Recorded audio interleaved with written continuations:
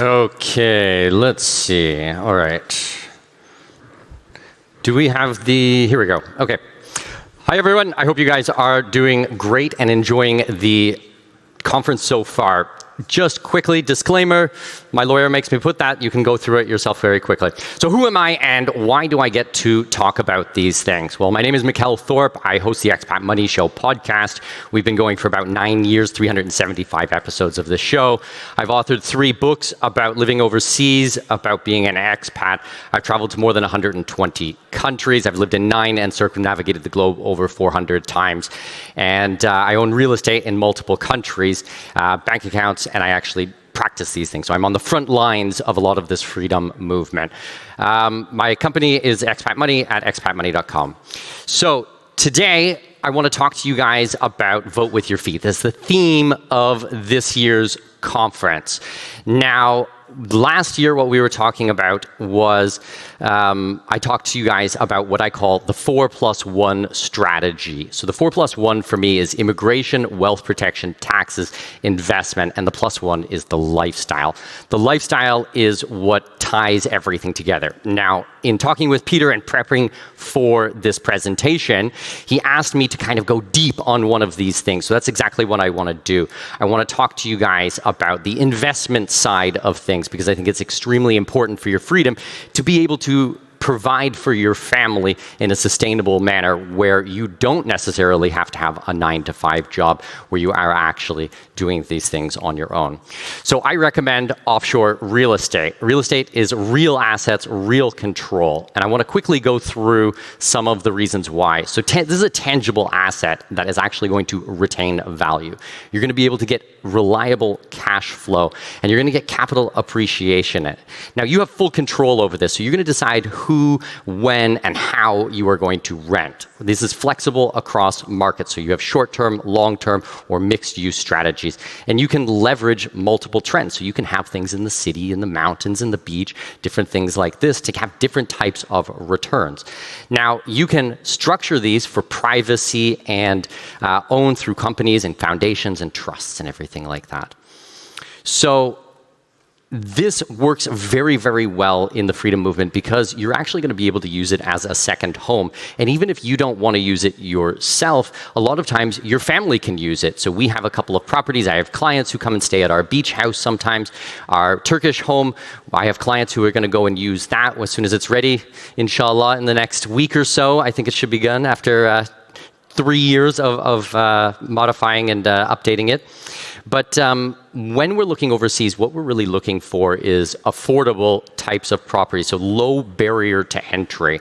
And it's hard to confiscate because this is a movable product, so it's not like something you can just turn off, click a mouse button, and close your brokerage account or something like that. Now, everything that we're doing, we're trying to do it in the path of progress. So we're looking at things like new bridges or a port or an airport or anything like that. If you can have a bit of view of the future, what is happening, then you can often capitalize quite greatly off that. Now, with this is how you're going to build real generational wealth on these. This is not speculation. This is not guessing on one price and then hoping it's going to go up. Maybe it goes up, maybe it goes down. What we're doing is cash flowing on a real asset. And then it's true ownership. So we do freehold properties. We're not doing leasehold or 20-year lease or Mexican bank trust or anything like that. So amazing, right? But where? Like, what jurisdictions? So my home is Panama. I'm originally born in Canada, but I've been living in Panama for the last 6 years. So Panama is a safe country. It's one of the safest countries in Latin America. It's politically stable. We have Raul Molino, who is the president of Panama. He came in last May. He's a pro-business, right-leaning administration.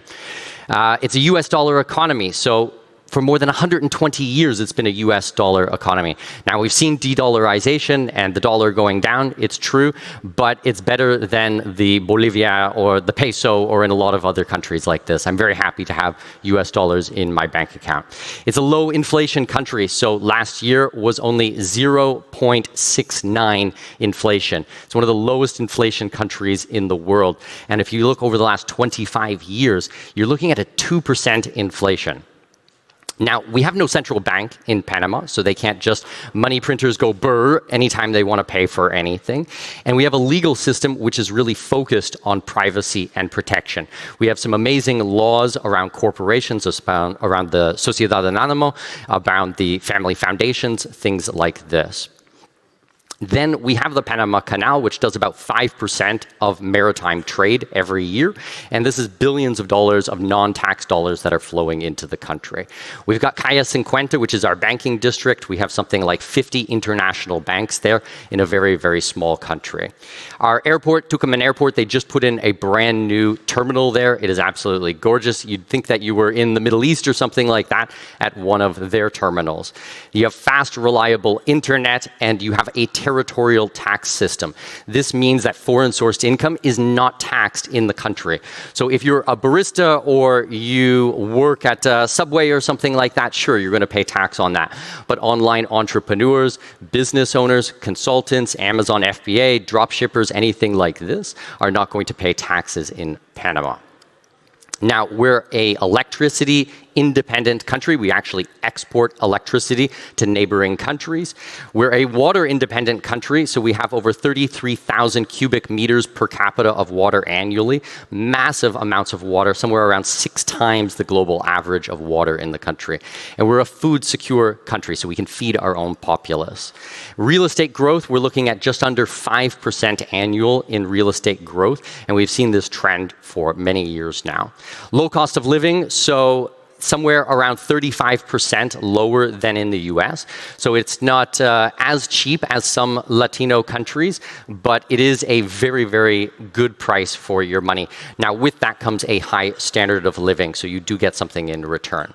We have world-class healthcare. You know, I have clients who come to me all the time and they say, Mikkel, I want to live in a country that has good medical facilities, good healthcare. And I was like, so do I. I mean, everybody does. This is not something unique to just one person. But we have Johns Hopkins Hospital there. We have really excellent medical facilities. And then we have a high level of English. So about 14% of the population actually speak English in Panama. With my wife, we have to be a little bit careful in the Uber. Sometimes we'll be talking away. And then at the end of our ride, the Uber driver will turn to us and be like, have a nice day. We're like, ooh, Jesus, I wonder what I said during the ride. But we have stunning beaches there. We've got the Pacific Ocean and the Caribbean Sea. And we've invested in areas in Panama that have gone up over 100% over the last several years.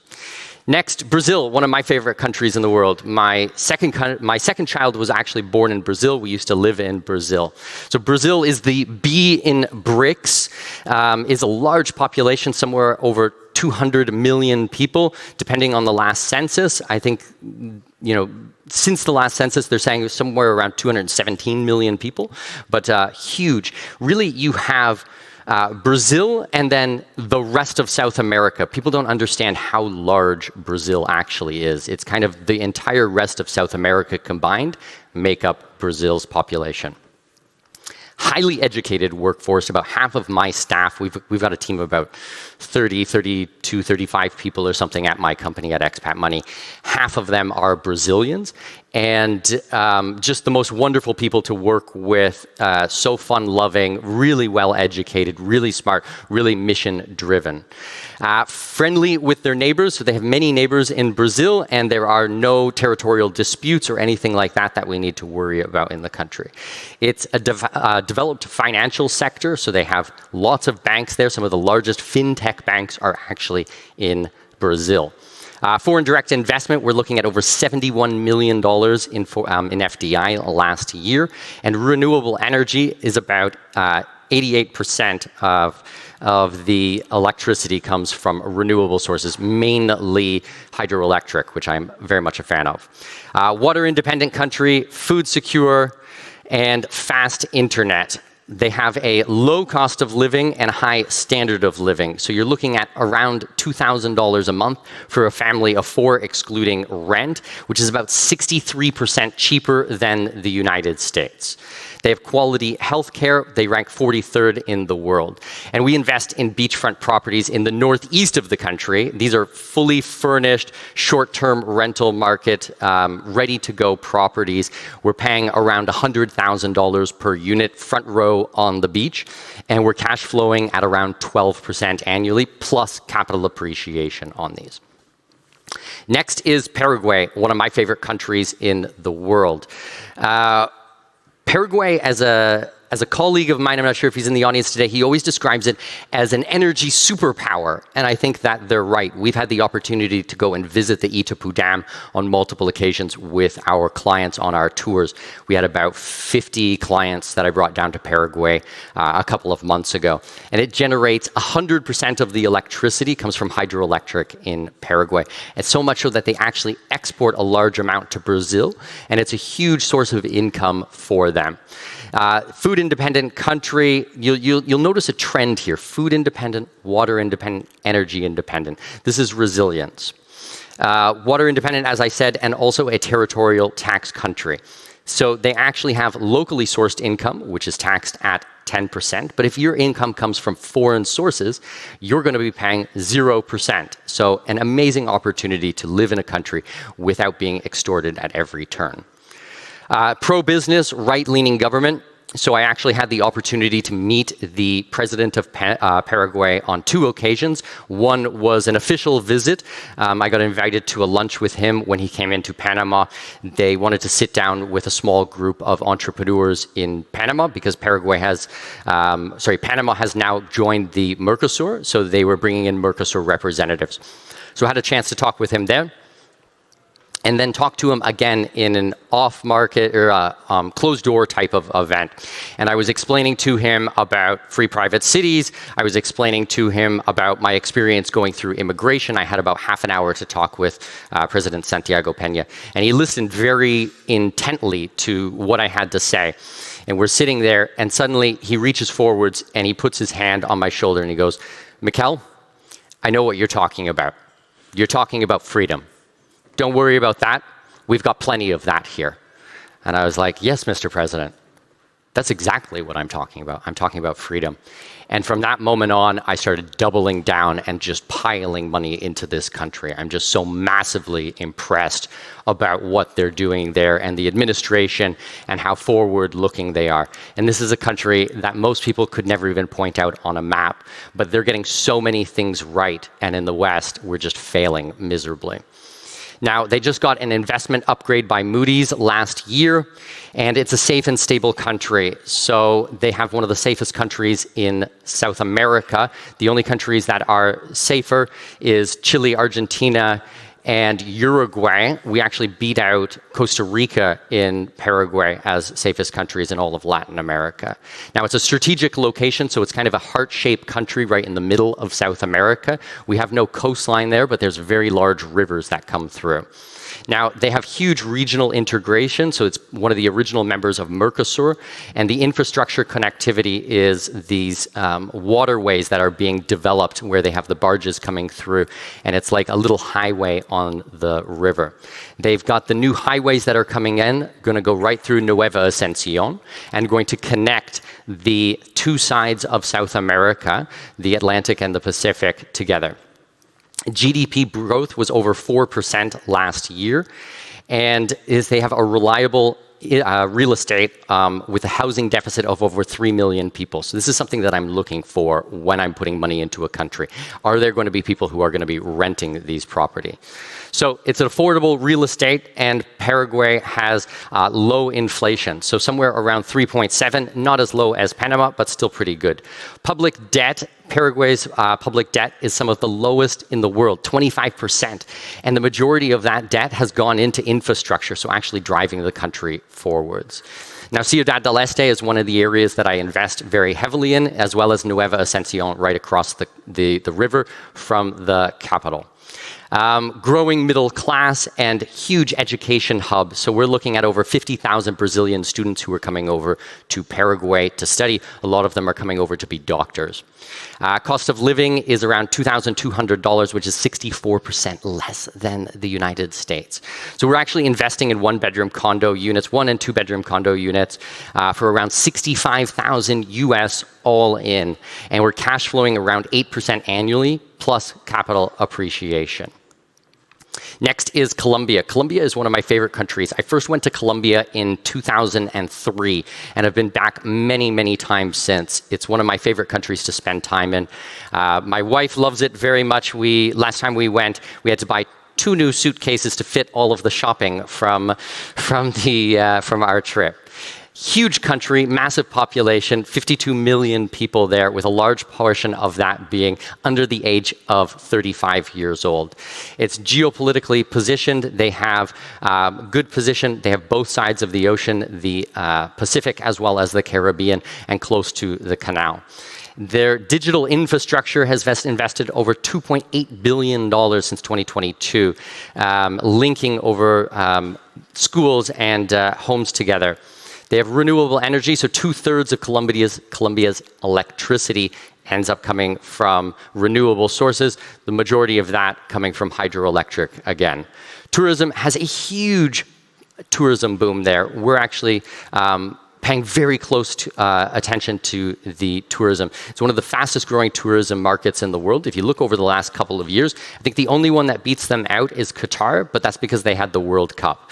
But otherwise, Colombia is like right up there, top 2, top 3. Real estate, so foreigners have equal property purchasing rights, and official numbers say 6 to 9.5% returns on your real estate there. But we're actually building hotels to capitalize on the massive tourism boom, and are cash flowing around 11% for fully managed and pooled investments, so very hands-off types of projects. Now, if we break it down via jurisdictions, really what I'm doing is building out portfolios for people in different countries. So what we've seen works really well for a lot of our clients is putting around 20% in Panama, 20% in Brazil, 20% in Paraguay, 20% in Colombia, a little bit in Costa Rica. I cut Costa Rica because I'm on a time limit here, but very interesting things. It's a very competitive market in Costa Rica, so we have to be careful, but we are looking at it. We just acquired some new land with my colleague Patrick Hebert, who I think you guys met this morning. We're looking at some very, very interesting things there. And then I rounded out with a bit of Bitcoin, self-custody, of course, and then a bit of gold and silver, which has been on a tear over the last 18 months or so. Allocation, we're looking at around 55% city, about 20 some odd % of beach, raw land. We've been doing some land banking plays that have worked very, very well for us. We keep that in our back pocket for the next, call it 7 to 10 years. A little bit of mountain properties, and we're also doing some timberland projects. We own about somewhere around 6,000 acres of timberland in Colombia. Our portfolios are around 1/3, 1/3, 1/3 split between short-term rentals, long-term rentals, and commercial and office space. Now, this is very interesting because short-term rentals is obviously very seasonal. So weekends are very high, summers are very high, school breaks are very high, but then it can go very low in rainy season, things like that. We balance that out with long-term rentals, usually signing 12 months leases, but then it can sit empty for a month or 2. We try to increase this with the stability of doing office and commercial space. Usually they are signing around 5 to 10 year office spaces, especially if they're putting in their own furniture or if they have to rehab it or put in decorations or things like that. So that is a way that we balance the portfolio. And then, as I said before, we've got a little bit of capital appreciation in there. So putting it all together, well, instead of building out a portfolio of stocks in different industries, think about building out a portfolio of various real estate investments in different jurisdictions. You need to get your feet wet on this stuff, guys. And I've already done a lot of the heavy lifting for you by finding trustworthy partners, by testing these, and looking in high growth areas that you can actually invest in. So, if you agree with me and think that this is a solid way of building wealth, I have definitely noticed it with our portfolio, and we've worked with hundreds of clients on this. I'm able to help you to invest in a tax-efficient manner. We're going to be able to protect your privacy using trusts, foundations, corporations, LLCs, IBCs, etc. We're going to structure your investment for maximum security, and I will help hand select properties and projects that meet your needs. So all partners I work with are well vetted and extremely trustworthy. If you would like to work with me on building out a portfolio of international real estate, and this isn't the entire of my work, a good portion of my work is getting immigration on the back end of these properties, is the structuring of it and doing it in a tax-efficient manner, then you can scan the QR code there, and you can schedule a call with my team to see if it's a good fit for both your side and our side. You can scan the code below, and if you would like to join our newsletter, you can go to expatmoney.com.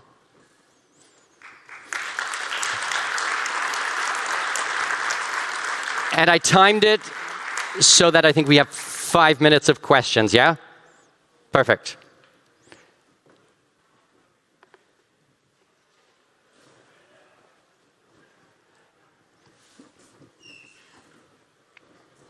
Can you put the last slide up for me, please? For the investments that you offer, is it mostly individuals buying individual properties, or is it more of a fund with general partners, limited partners? So we are slowly getting into the fund model, more on the syndication side of things. But what I really believe in is my clients having all of the power. So I like titled properties, and I want you to have the title. I don't want to have any control over your investment. I believe in personal responsibility and working with people who are going to be able to manage this. Now, we have local partners who are going to be on the ground because all of my investors are absentee owners. None of them are there, dealing with the 3 T's: termites, tenants, and toilets, right? But these are fully managed properties, but you have full ownership of it. Make sense? Okay. For the Panama Golden Visa, and then there's another, which is the real estate or qualified investor visa. What is the difference, and why would somebody pick either one of them? So very good question. The 2 main visas out there are the Friendly Nations visa, which allows you to, if you're from one of 51 countries, to be able to get permanent residency there. But it's actually, the problem is it used to be a permanent residency until a couple of years ago, and then they changed it from a permanent residency to a temporary residency for 2 years. That gets converted. It's a $200,000 real estate, but it has to have a title deed, which is a little bit problematic. So if anybody's invested in Latin America, then you'll know that the title deeds can take anywhere of 9 months, a year, 14 months to be able to get your title deed. So now you have a huge delay before getting your temporary residency, then 2 years on that.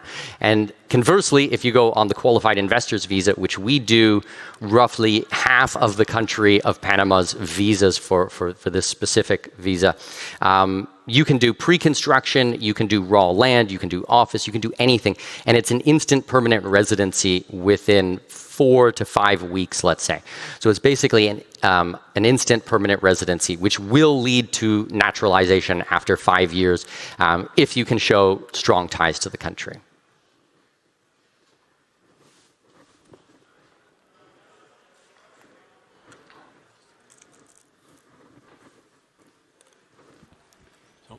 Hello. This morning we were introduced about the many things happening in Argentina right now. What's your views on including Argentina as a potential destination for this in the future? So I'm super bullish on Argentina. I am very actively looking at projects. Javier Milei actually follows me and retweets a lot of my tweets on X. So big fan of what he's doing. I mean, I would like to see him follow through with a couple more of his promises from his campaign, but I congratulate him on the midterms that just went through last weekend. But I think there's huge opportunity if they actually push through the citizenship by investment in Argentina and do it in a way that is friendly to investors.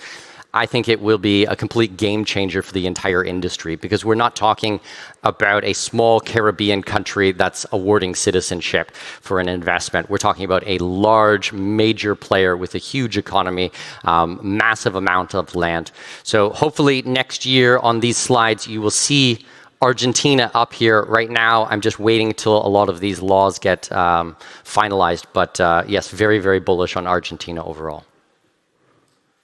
Okay, I think I'm getting the time's up sign there. Thank you very much, everyone.